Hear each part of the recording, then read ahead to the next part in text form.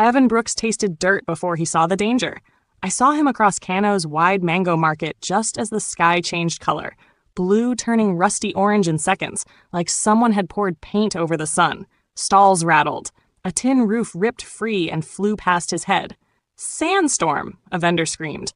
People grabbed crates, children, anything they could lift. Evan did the only thing he seemed wired to do in crisis. He raised his camera. Wind slapped his face. Whole trays of mangoes rolled across the ground, thumping like fat drums. Dust hit so hard even from where I stood, I felt it sting. He shot anyway, fingers clicking without hesitation. Orange haze swallowed everything. Through the blur, he must have noticed me. I was doing the same reckless thing, bent low with my camera pressed to my eye. A wooden stall leg cracked and toppled toward me. "Left!" Evan shouted. I jumped back just as the beam smashed where my foot had been. Heart racing, I snapped one more photo, then bolted, this time side by side with him. We reached the end of the row and dropped behind an overturned cart for cover. Dust whirled around us like fire. My scarf was yanked up to cover my mouth, hair plastered to my forehead. Even in near darkness, our shutters kept firing, two strangers chasing history through chaos. For a breath, the storm grew louder then. As fast as it had come, it rolled onward toward the highway. Silence followed, broken only by mangoes hitting the dirt. Evan lowered his camera. I lowered mine. Our eyes met, red, watering, alive. "I'm Evan," he said between gasps. "Lydia," I answered, voice muffled by my scarf. Crazy day for shopping. "Better day for history," I told him, tapping my camera. A teenage boy jogged past, phone held high. "Dust Duo," he laughed, recording us. Evan threw him a thumbs up, not realizing the nickname would trend by sunset. 2 days later, I ducked under the flyover into Musa's cheap print lab. Dust still clung to the city benches. Rent pressed at the back of my mind, and I needed copies to sell. To my surprise, Evan was already there at the counter, unwrapping a memory card. "You again," he said. I smiled. Can't stay away from color. Musa, the owner, waved us both forward. "You won't believe this," he said, clicking his monitor alive. 2 images filled the screen, identical frames. Broken stall, orange cloud, lone vendor frozen mid-shout.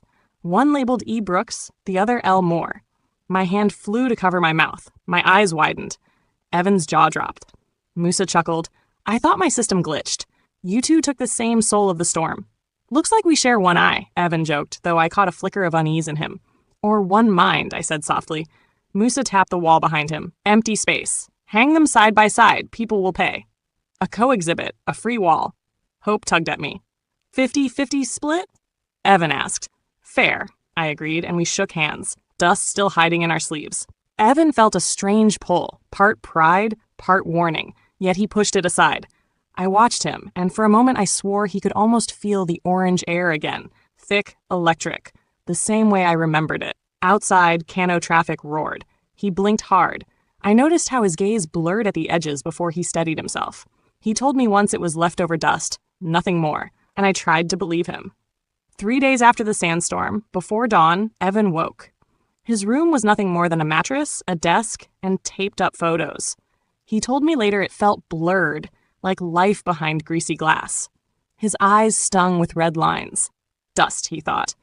But he still grabbed his camera bag and headed out with leaflets for our exhibit. Come see the color of wind. At Saban Gary Roundabout, he slipped flyers into bus windows amid honking horns and roasted corn smoke. He told me how a glare off a windshield stabbed his eye, turning the street milky. Palms over his face, he waited until it passed. His phone buzzed. Unknown number. "Mr. Brooks? Dr. Collins. We got your results." Evan stepped into the shade. "Tell me. Your cataracts are advancing fast. You could lose functional sight in a month." "A month?" I imagine his voice cracking, alone there in the heat. "We'll confirm with scans, but surgery costs around $2 million. Please avoid screens and viewfinders. Protect your sight." The call ended. Market sounds must have returned, but his world had tilted. 30 days. No more framing sunsets. No more catching street smiles. No more color. Later he confessed, "I will not stop shooting. Not yet. When I saw him at the print shop, I was trimming fresh prints." He looked pale. "You look pale," I said. "Long night editing," he lied. Musa beamed. "First online sale, buyer in Lagos." Evan inspected the print. For a moment, I saw his eyes tighten as though it blurred. He set it down quickly, panic hidden. "Looks good. I'll be back in 5, he said.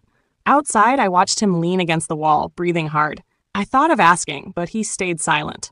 Later, as the sun hammered Moose's roof, I typed captions while Evan blinked often, fighting some fog in his vision I didn't yet understand. "Can I ask you something big?" I said. I showed him an email draft for Focus Africa. A protest over university fees was planned. Risky, but coverage could launch my career. "I want to go," I said. His gut twisted. I could see it in his jaw. Tear gas, stampedes. He should have been resting, not running. But I needed this. His eyes lit with an idea. "I can shoot it for you," he said. "I can learn," I argued. "In a stampede?" he asked. "You think I shouldn't go?" "I think your dream matters," he said gently. "Let me cover it. I'll shoot everything. Photos, video, interviews. You write the story." "You do that?" "We're partners, right?" "What about exhibit lighting?" I pressed. "I'll finish it tonight."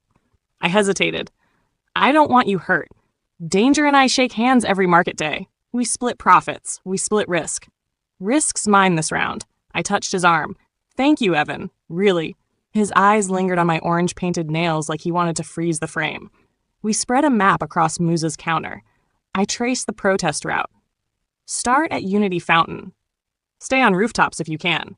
He planned angles, wide shots of crowds, tight shots of faces. "Gas mask?" I asked. "I'll borrow Moose's." "Live stream?" He hesitated, Dr. Collins' warning still fresh, but nodded. "I'll stream." I handed him a power bank. He slipped it into his bag, pressure and purpose in his shoulders. "Be back by noon," I said. "We'll sort selects."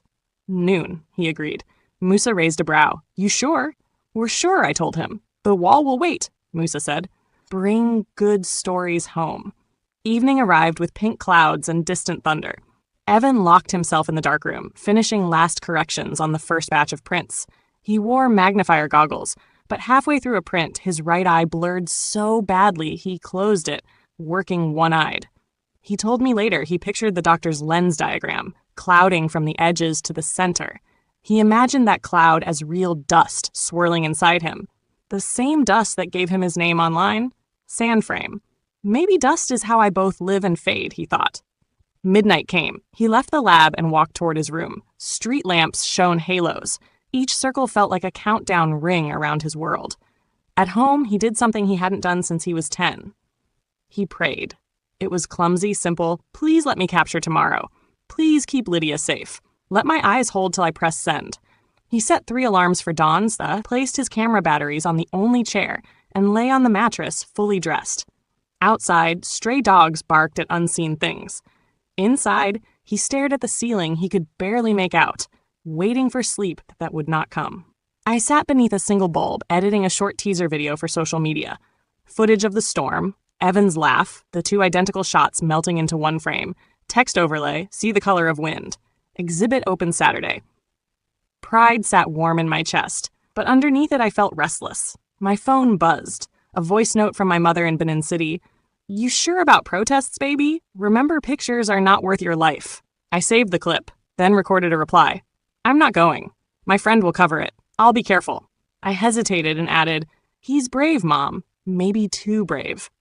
I almost mentioned his pale face that morning, the quick blinking, but I stopped. I barely knew Evan, yet somehow I felt linked to him by that storm, by shutter clicks and chaos. I told myself he was fine.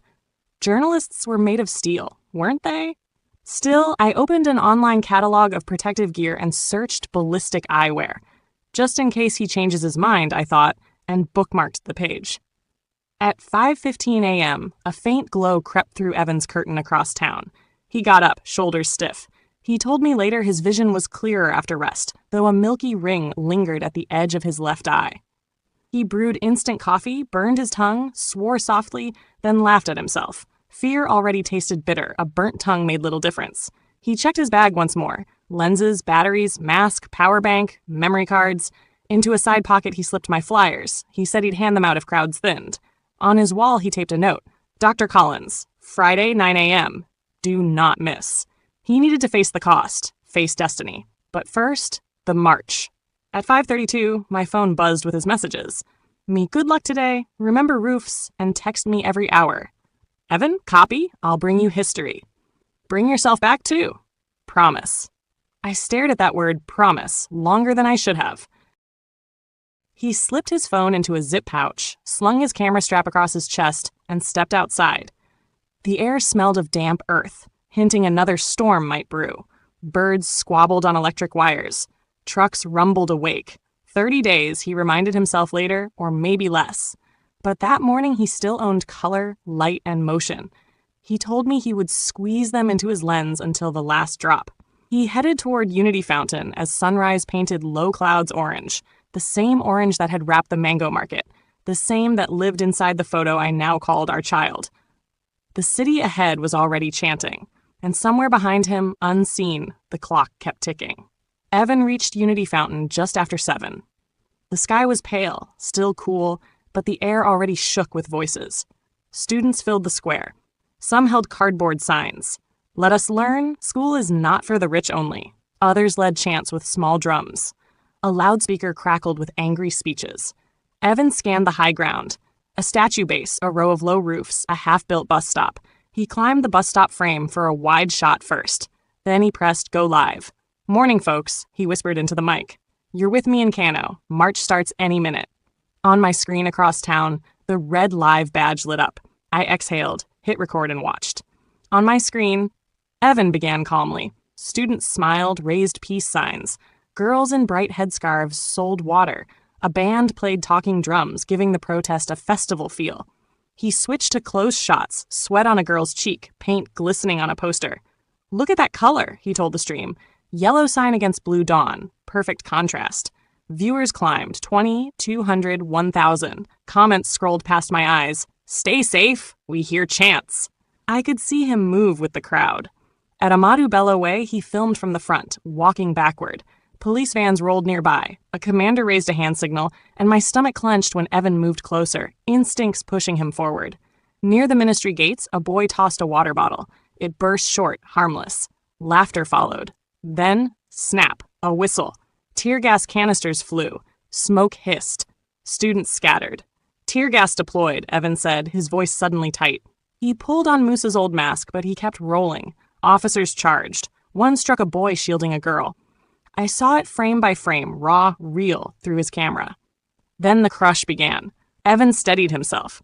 Stampede risk, he warned the stream. More gas. His mask leaked. I could see the sting in his movements, the way his head tilted. His eyes burned, his vision swam, left eye blurred, right sparked. A stone grazed his arm. Still, he filmed through pain. And then a soldier charged. He dodged, slipped on a placard, and fell, camera first. The lens cracked with a sickening snap. The live stream froze in my hands, spider-webbed glass filling the feed. The chat exploded. Evan, are you okay? I whispered his name to a dead screen. He tried to rise. I caught the motion just before the feed died completely.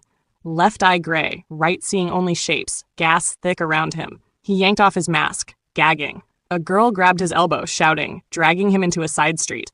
Sirens wailed. The feed ended. The silence on my phone was louder than thunder.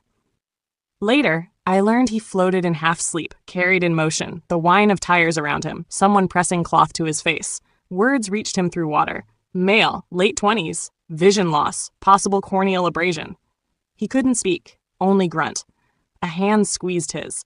He told me it felt small. He didn't know then it was mine. Hours later, I sat by his bed. Full darkness wrapped the room, not the darkness of closed eyes, but deeper, thicker. Quiet beeps marked time. Disinfectant and damp gauze filled the air. When he stirred, his voice was a croak. Who's there? Me, I whispered. My voice betrayed me, soft but broken at the edges, like paper torn once and taped back. He tried to open his eyes. The right was bandaged, the left only met black. Any light? He asked. No, I answered. My throat ached. Doctors say the gas scratched your corneas, and the cataracts worsened fast. He swallowed. How bad? I hesitated. We'll fight it, one step at a time. Silence pressed in. Machines hummed. Thunder rolled somewhere far outside. I shifted in my chair. I brought something, I said. I slid cardboard against his sheets, guided his hands with my fingers until they met the cool surface of photo paper, thick, mounted on foam board. Feel it, I told him. His fingertips traced the border, hand the smooth front, the faint texture of ink dots. The storm? He asked. Our picture, I confirmed. I printed it big. Bigger than our heads. Evan inhaled, and I saw his face soften, as if the memory of orange clouds had returned to him whole. Describe it to me, he whispered. I shifted closer so he could hear every word. Left corner, market stall half fallen, mangoes on the ground like tiny suns. Middle, vendor's face, mouth open, eyes wide. The dust swirls around him in bright orange, almost gold. Back, sky is lost in haze. He smiled faintly, fragile but real. I can still see it inside. I pressed his fingers tighter around the board. Keep it, I told him. A tear slipped from my cheek onto his hand. He felt it and stilled, not knowing whether it belonged to him or to me. I didn't tell him. Words in the dark. The quiet pressed in until I broke it. I should have let you stay home. I pushed you to cover danger. No, he said firmly, though his voice wavered. I chose. I wanted you safe, and I needed the shot. My breath came uneven. Your camera? Ruined. I'm sorry. Cameras can be replaced, he answered. Eyes? Maybe not. I wanted to argue, but the truth of it crushed me. My next words cracked. Evan, the doctor says surgery might still help, but it's harder now. We'll find a way. People online are already asking where to donate. He frowned, surprised. Online? Yes. I told them what happened at only a short post. They remember the Sandstorm clip. They care. I watched him let it sink in, strangers caring, light pressing into his darkness. Maybe hope. Then his voice weakened, thinner than before. Lydia, if I lose sight, promise you'll still shoot. Promise you'll show me colors with words. I leaned so close that my hair brushed his cheek. I promise. Every day. A siren wailed outside, then faded into rain. Droplets tapped the glass like tiny fingers. Tell me the rain color, he whispered. I blinked hard, then gave him a small laugh, choking. In the streetlight, it looks orange. Always orange with us. He chuckled, and for a heartbeat the pain fell away. Good. Keep that color. So I did. I kept his hand in mine. At some point, I rested my head against his bed, humming a tune that sounded like distant wind. He drifted with it, and I drifted too. I didn't know if dawn would bring sight or blindness for him. But I knew the last color he had spoken of was orange, fire and fruit, and I vowed it would never leave him. Morning broke gray over Kano General. He slept while I sat out in the corridor, scrolling through raw clips on my phone, his weak smile, his hands on the giant photo, his soft words, like tangerine dust on glass. I replayed that line 3 times. Each time it struck me like a hand to the chest. Inside the ward, a nurse changed his bandages. Evan winced, but refused sound. His face looked smaller now, his cheeks hollow from hospital food and strain. When I stepped back inside, he still lifted his head for me. Any news? Plenty, I said, forcing brightness. And I have a plan. I set my phone and laptop on the table. Step by step, I showed him what I had built. 1, the high-resolution scan of our Sandstorm shot. 2, the phone video of him in the ward, naming colors he might never see again. I'll post both as one story, I told him. I'll write that you need surgery fast. If people want to help, we give a link. We'll call it Dust and Tangerines. Evan's brow creased. Feels like begging. It's sharing, I told him gently. You shared your eyes with the world. Now let the world lend you theirs. He sighed, weighing it, then gave a slow nod. Okay, but keep the words honest, not sad. Simple language, promise, I said, brushing his wrist with my fingers. Back in the corridor, I set up on free software. My hands trembled as I trimmed dead air, leveled sound, and added 2 titles, The Color of Wind and Help Evan Keep Seeing. I forced myself to keep it short, under 2 minutes. My thumb hovered over the post button. My stomach nodded. This would bear our private pain to strangers. Once it was out, there'd be no step back. I whispered, for light, and pressed upload. Twitter, Instagram, TikTok. Same caption everywhere. He chased a storm, now the storm chases his eyes. 30 days to save Evan's sight. Share if color matters. Dust and tangerines. Then I waited. At 2 minutes. 5 likes. 3 minutes, 20 shares. A pop star with 3 million followers retweeted with heart eye emojis. A tech blogger quoted, best short doc this week. Comments poured in, I'm crying. How can we donate? Where's the GoFundMe link? My palms slicked with sweat as I scrambled to set up a mobile money page. I pinned the link, then watched the flood widen. Shares from Ghana, Kenya, South Africa. Hashtags stacked, save the shutter, color for Evan. By the 15th minute, the counter leapt past 8,000 views. I rushed back into the ward, showing Evan the screen. His mouth opened in shock. All those? People everywhere, I said, grinning through tears. Look, someone in Toronto just gave $50. Another in Nairobi covered 2 bottles of eye drops. He leaned back, and tears slipped from both eyes. I thought the world was busy. Didn't think it would stop for me. It didn't stop, I said softly. It moved toward you. By midday, the hospital smelled of TV crews. A local reporter arrived, eager for a human story. Evan hesitated, but I squeezed his hand. Speak while your voice is still yours. So they filmed him sitting upright, bandage bright against his skin. He told of the sandstorm in plain words, then the protest chaos. He never begged, never mentioned money, only said, I don't want darkness to take photographs away from my heart. Channel 9 aired it at noon. By 2, international wires carried it. Kano photographer races time for sight. Donations spiked. My phone buzzed till the battery collapsed. I borrowed a nurse's charger and kept watching, afraid to look away. By 4, dust and tangerines had climbed to number 1 in Nigeria, number 4 worldwide. Influencers turned it into a color chain. Post something orange and tag Evan. Footballers held up orange boots. Chefs stirred pepper soup through orange filters. The wave grew unstoppable. Inside the ward, I read Evan the comments. Dust storms are deadly, but colors survive. Donated. Keep looking, brother. My dad went blind. This is for him, too. Each line made him fall silent, heavy with feeling. At last, he asked me to turn the phone face down so he could rest. I did, laying it on the chair, but left the audio low. Words kept flowing, soft as rain, keeping him company in the dark. By midnight, donations hit 1.3 million, over half the surgery cost. I hugged Evan's shoulders. He laughed quietly. My eyes may be failing, he said, but today I feel seen. You showed your soul, I replied. People respond to truth. Time magazine requested video rights. A Lagos charity offered to cover any shortfall. Dr. Collins called before dawn. Operating theater is booked for Tuesday. We'll use the best lens implants. Evan squeezed my hand. Next Tuesday, he whispered. Over the next days, doctors ran scans and explained risks. Evan stayed calm. He asked me to keep live streaming. Let people see the chapters. Sunday, he requested Musa's old 35mm film camera. If the surgery works, these will be my first fresh frames. If not, my last light. Tuesday morning, nurses prepped him. I filmed a short pre-op clip. Evan, if you see color today, hug it. If I wake and colors are gone, Lydia will tell me new ones. He raised the Sandstorm photo. This picture is yours now. I held his hand. See you after. See you after. I waited, whispering at the glass. Bring him back, please. 4 hours later, the surgeon emerged. Surgery's done. Early signs are good, I posted. He made it through. Light ahead. Dust and tangerines. Joy flooded in. That afternoon, Evan opened his eyes slowly. Meet, what do you see? Evan, light, not black. Vision was hazy but improving. You were lucky and stubborn. Stubborn works. Within 48 hours, he could read large letters.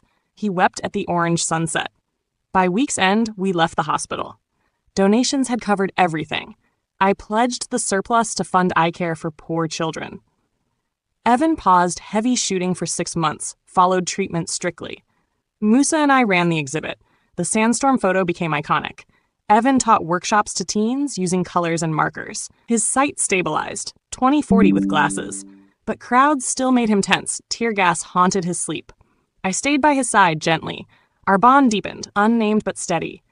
We planned a second project, portraits of market women. But Evan hesitated, still wary of dust, light, risk. So I wrote grant proposals and waited. March rolled around again, 1 year since the sandstorm, 10 months since surgery. I prepared a small anniversary show titled Color After Dust. I printed new works, hung them at Musa's. Evan contributed 3 modest shots, a child's orange kite, a rusted gate at sunset, my shadow on a wall, all in warm tones. The evening before opening, I sat in the lab's back office writing captions. Rain drummed the roof. Musa brewed sweet tea. Evan had gone home early, eyes tired though tests showed nothing wrong. At 10 p.m., my laptop pinged. 1 new email, no subject, address unknown. I almost ignored it, but something about the plain text caught me. I opened. Still looking. Thought you might hang this next to the first one. Below, a single attachment. I clicked. The photo loaded slow over weak Wi-Fi. First, I saw blurred lights, soft bokeh, night bulbs, tinted orange. Then deeper detail. A stall at an open-air bus depot. Steaming beans in metal trays, smoke curling into cool air. The vendor wore a scarf pulled low, face lit by a broken neon tube. Dust floated golden through the frame, backlit like fireflies. My breath halted. I zoomed. Bottom right corner, faint but clear. Taken by Evan Brooks, 2345-083, last night's date. My mind spun. Evan had been home, resting. He told no one he went shooting. And the quality, sharp edges, perfect exposure and tricky low light, looked like eyes at full health. Yet earlier that week, Evan admitted halos were bothering him again. Doctor's follow-up was next month. I read the subject line again, still looking. A chill slid down my neck. Could Evan see better than he said? Or could he not see at all and still somehow create this? A long exposure guess? I doubted. The framing was too true. The email timestamp showed 2:14 a.m., hours after he texted me. Good night. Why hide it? Another clang. He signed off with just E, informal but distant like marking a diary. I grabbed my phone, dialed. It rang twice, then voicemail. I hung up, tried again. Same. Third time, no tone, switched off. Musa stepped in. Everything all right? I don't know, I said, voice small. I showed him the screen. He whistled low. Beautiful. He took this? He says so, but I don't understand. Thunder boomed outside. The fluorescent light flickered. I saved the photo to a drive, stared at the pixels. Dust motes glowed as if the camera loved them. I brushed a tear. My inbox pinged again. Same sender. The world is big. Meet me where the wind began. Tomorrow at dusk. No other detail. I read it twice. My pulse hammered. Meet him? Musa asked.